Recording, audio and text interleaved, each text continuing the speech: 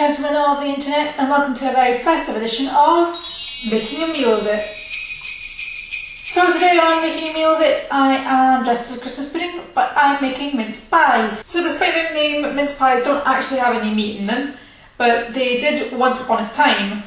And the history of the mince pie goes back to about the 13th century, but mince pies as we would know them today date back to Victorian times. So it would have been around that time that you would have gotten a small pie that you could just sort of fit it into your hand, whereas before they've been quite large and they would also have had meat in them.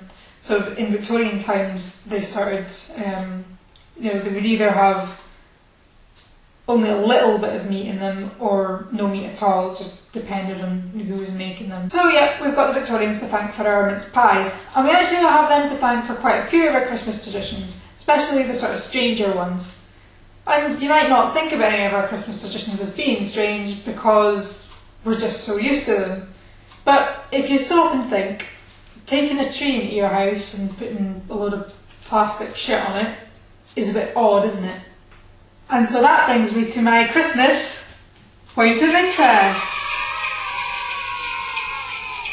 So yeah, Christmas trees became a thing in Britain in Victorian times, and they had actually been a German tradition before then, and it was brought over from Germany by Prince Albert, who was Queen Victoria's husband. Yeah, so this decrepit looking thing probably doesn't do much justice to the history of the Christmas tree, but it does for my flat.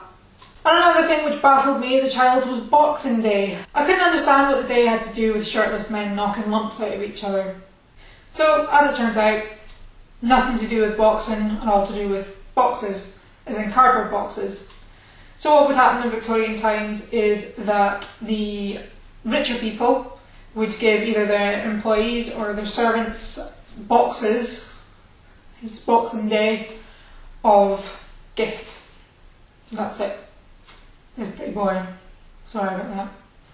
So another Christmas tradition that we've got from the Victorians is sending Christmas cards, and this is because the price of sending mail reduced by a lot at that time because of the invention of railways. So it meant that things didn't have to get sent by horse and carriage. So prices dropped and more people were able to send posts, so people sent Christmas cards. Which gives me a nice little segue to the next one, which is robins. The association between Christmas and robins, and you get a little card with a little robin on it.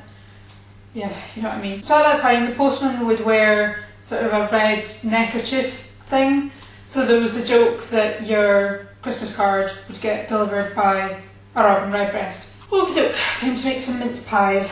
To make 12 you will need 375 grams of plain flour, 250 grams of softened butter, 125 grams of caster sugar plus a little extra to sprinkle on top, 1 medium egg, and for the filling you'll need 2 jars of mincemeat, 100 grams of glacé cherries, and 2 either tangerines, clementines or satsumas. I'm fairly certain there's actually no difference between the 3 of them anyway. So you're going to preheat your oven to 200 degrees Celsius, and then you're going to add your flour and your butter into a bowl. And don't worry if you've forgotten to take your butter out of the fridge, you can just pop it in the microwave or the oven for a little bit to warm it up. Obviously don't leave it for too long, so you want it room temperature, not liquid. And then you're going to add the sugar, and you're going to stick your hand in it. And if you've got long nails like me, you can wear some gloves to stop it getting under your nails. And you're just going to keep working at it until it resembles fine breadcrumbs.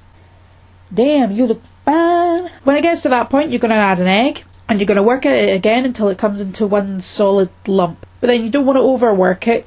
And I've said it before and I'll say it again, never overwork your dough, you'll go blind.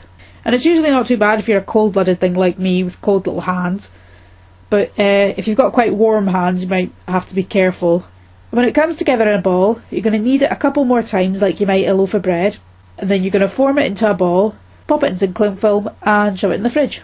And now you're going to do the filling. So you're going to want to empty out the 2 jars into the bowl. And then you're going to zest your tangerines or satsumas or whatever. And you can do this with an actual zester, or you can just use a grater. And you want to get quite a lot of zest, but don't start taking the pith. Then you can add your tangerines and your cherries, and stir it all together. You could use other fresh fruits here, such as apples, maybe apricots, dates, things like that. Then you're going to flour your surface, and also your rolling pin and your hands. Basically anything that the pastry is going to touch. I'm not too sure what else you'd be touching the pastry with. Then you're going to roll out your pastry until it gets to about 3mm thickness. And then with a plain round 9cm pastry cutter, that's 3.5 inches, ladies, you're going to cut out 12 discs. And then with a fluted 8cm or 3.25 inches pastry cutter, you're going to cut out 12 discs again. You could use a star cutter if you're feeling fancy, but because I is classic and classy, I is going to use a normal one. No, I'm joking, I just don't have a star shaped cutter. And then you're going to get a fork and you're going to put holes in each of them so that when it gets really hot in the oven, it's not going to go pop. You could make little holly leaves or some sort of decoration with the extra pastry, but I do not have time for that, so I'm not doing that. Then you're going to get your larger discs and put them into the muffin tray, and it works better if you've got a deep one. Then you're going to add the filling, and just fill it till it reaches the top. Try not to put too much in, otherwise the lid's just going to come off it. And then you're going to put the lids on. And you don't need to press it down firmly, you don't need to meld the pastry together, you just need to sit it on top and sort of dab it down lightly. And then you're going to lightly sprinkle the sugar on top. Oh, nailed it. And then you're going to pop it in the oven for 20 minutes. When you think they're ready, you can take them out and just lightly tap the top of them with your finger. If it makes a hard sound, that's them ready. So take them out and pop them on a wire rack to cool. Serve immediately with cream, or keep it till later in an airtight container so that you can brag to your friends that you can follow a recipe. Thanks very much for watching. Have a very Merry Christmas and a Happy New Year. And don't forget to hit that like button or Santa will leave you nothing but coal.